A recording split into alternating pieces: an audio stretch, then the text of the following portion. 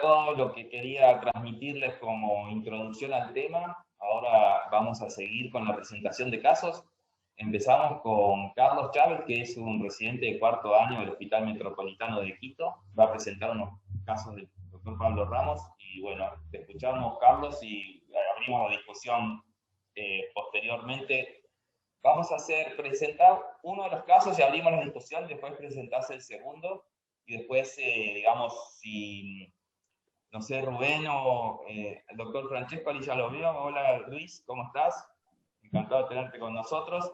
Si tenés un caso, te pediría que lo presentes a continuación de los casos de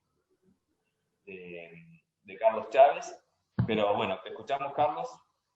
Bueno, muy buenas tardes a todos. Soy Carlos Chávez, posgradista de traumatología de cuarto año del Hospital Metropolitano, y estos casos fueron preparados en conjunto con mi tutor, el doctor Pablo Ramos.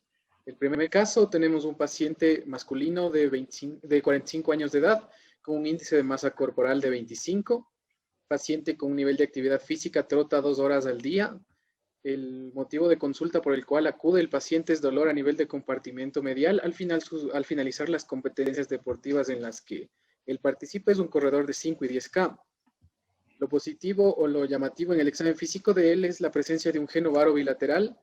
Se observó que presenta rangos de movilidad normal. En el examen físico presentaba dolor en la interlínea medial de su rodilla derecha y signos de meniscopatía medial. No se evidenció hidratosis ni bloqueos a la movilización.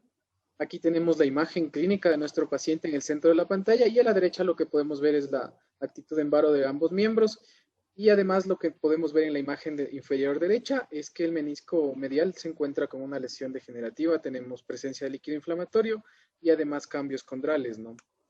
En el corte sagital de nuestra resonancia magnética lo que podemos evidenciar es que el cuerno anterior se encuentra en adecuadas condiciones. Sin embargo, el cuerno posterior presenta una lesión degenerativa importante.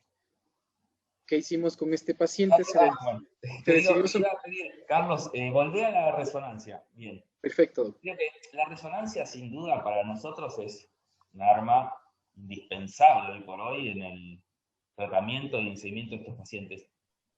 Me gustaría como abrir la discusión de la imagen de la resonancia, que es una imagen típica de lesión degenerativa. Juan, te pregunto a vos que Juan es médico especialista en artroscopía, trabaja con la doctora Carolina Pisanti en Caracas, en Venezuela, y es el encargado de la patología de la rodilla. Juan, ¿qué actitud tomás cuando ves una resonancia con esta imagen, digamos, con una lesión meniscal degenerativa clara y típica, ¿no? Lo primero que me encargo es el examen físico para tratar de ver si la raíz del dolor es esta imagen degenerativa. Porque hay imágenes así que no son dolorosas, que el paciente, por más que la examino, hago igualmente, igual que tú, la rotación para probar el menisco, el bostezo, toco la línea interdigital o intercondilia para ver si hay dolor en la zona, porque a veces tengo que estos meniscos no son dolorosos. Si lo encuentro como doloroso y ya viendo el examen físico que tiene importante barro en la rodilla, la superficie articular inferior en el platillo tibial, en la zona central, hay una zona de desgaste donde ya hay una infiltración de tejido con un daño del cartílago, ya prácticamente queda muy poco cartílago en la zona. Y creo que aquí hay un mix o varias circunstancias que pudieran estarle provocando dolor en la zona. Y por supuesto, ya cuando tenemos un daño en el cartílago, entonces ya los fluidos empiezan a ser un poco más acumulativos, hay cierta hidroartrosis. Es un paciente que tiene una actividad física donde corre, donde hay cambios evolutivos producto de la carrera, de la marcha y de la forma en que tiene la rodilla. Y lógicamente esto es una imagen que pudiéramos pensar que pudiera ser para el paciente si el examen físico coincide, que es una probable causa de dolor para este paciente. Genial. Bien, acá, como dijo Juan, la maniobra de rotación externa es fundamental para decir, bueno, hay una circunstancia mecánica en la que el menisco está involucrado y que yo voy a poder resolver con la artroscopía, o la artroscopía va a hacer una cirugía estética del menisco, digamos, ¿no? Continúa, Carlos, te escuchamos y vamos a ver qué pasó en la artroscopía y cómo resolvieron el caso. Bueno, el paciente fue sometido a una artroscopía y desde el hallazgo lo que encontramos fue una lesión horizontal que solapaba además una lesión vertical. Fue sometida a la resección del flap superior y luego se procedió a realizar una sutura meniscal, como se ve en las imágenes de la parte inferior derecha. Pero este fue el resultado. Disculpame, Carlos. Perdóname que te corte, Carlos. Te pido mil disculpas, pero creo que es muy didáctico, hablar de esto, porque, digamos, primero utilizaron un dispositivo, ¿verdad? Sutura, todo adentro. Sí, así No, es. a ver, es una sutura del meniscal protector, utilizamos, es una sutura dentro-fuera con una... Adentro afuera, perfecto, perfecto. Bien. Ahí porque yo veo ahí en la anteúltima foto de abajo, pero no sabía si era un todo adentro o un adentro afuera. Bien, perfecto. Entonces, fíjense, una lesión degenerativa, un paciente activo, que lógicamente este paciente le dice, yo quiero seguir corriendo porque si no corro me muero, porque es así el discurso, creo que lo hemos escuchado todos, y digamos, nos deja como una sensación de alta expectativa, que era una de las cosas que habíamos hablado como factor en contra, porque, digamos, es muy difícil prometerle a este paciente que no le va a seguir doliendo el cartílago después de la meniscectomía. Es decir, recordemos que tanto el cartílago como el menisco son tejidos que no tienen inervación, es decir, a este paciente lo que le duele es el hueso, por el impacto contra el piso. Y eso nosotros difícilmente lo podemos resolver tratando de el menisco solamente.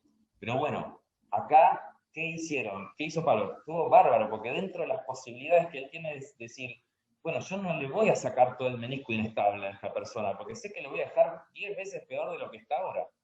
Voy a estabilizarle el menisco y todas las situaciones, digamos, relacionadas con la inestabilidad del tejido meniscal, se las voy a resolver con esta cirugía.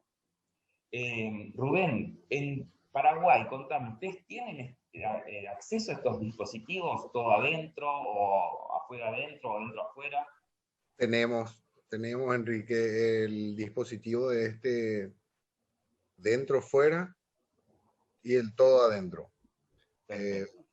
Tiene su costo, ambos tienen costo, pero sí, contamos con eso en el mercado. Lo tienen disponible, perfecto. Sí. Bien. ¿Puedo? Luis, disculpame Luis, no te veo porque no sé cómo puse esto. Acá, ahí te veo, Luis, ¿cómo estás? Luis, contame, ¿qué te parece a vos este caso? ¿Qué hubieras hecho? Sí, hola, buenas noches. Disculpen que no me pude conectar al principio. Me gustaría, si el doctor que lo presentó, encantadísimo, me pareció muy bueno el caso, si me puede mostrar la radiografía que tenía colgada en un rincón, porque justo tenía en ese lugar la cámara en la cual veía al doctor, ahora la pude cambiar. Esa radiografía que tenés, doctor, perdóname, la radiografía es simple. Esa radiografía que tenés simple, ¿es una placa en apoyo? Es con carga. Porque está marcada abajo. Es con carga, es justamente con apoyo bipodal. Es un apoyo bipodal. ¿Y tú no notas que tiene un pinzamiento interno, la interlínea interna?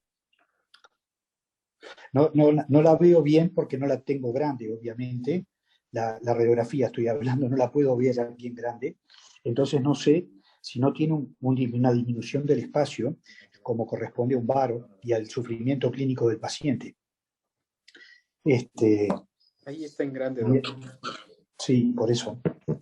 Me gustaría que tuvieras una goniometría que me permitiera ver por dónde pasan las cargas de fuerza de esta rodilla, si es que está en apoyo. Eso primero, yo, me permito dar alguna diferencia con lo que dijo el doctor. Yo creo que lo más importante de una rodilla que duele como esta en 40 años, después de correr 4 o 5 kilómetros todos los días, es hacerle una radiografía más que una resonancia.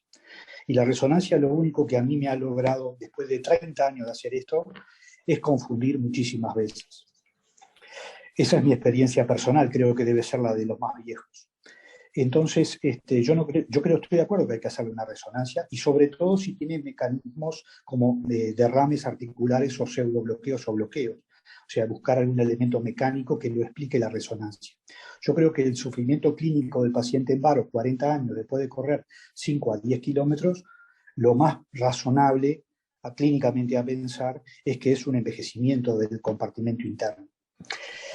Eso primero como conceptual, o sea, si yo tuviera que decir qué enfermedad tiene este enfermo tiene un genuvaro artrósico más o menos leve, tipo 1, cuando mucho, no creo que sea más importante que el grado 1 de Olbach, y que creo que yo lo interpretaría de esa forma, incluso por la clínica que tú nos contaste. Primero eso porque yo lo que le pido a casi todo el mundo cuando los estudiantes, sobre todo, es que me hagan diagnóstico antes de operar a un enfermo. ¿Por qué se opera? Y se opera por dolor mecánico a la carga.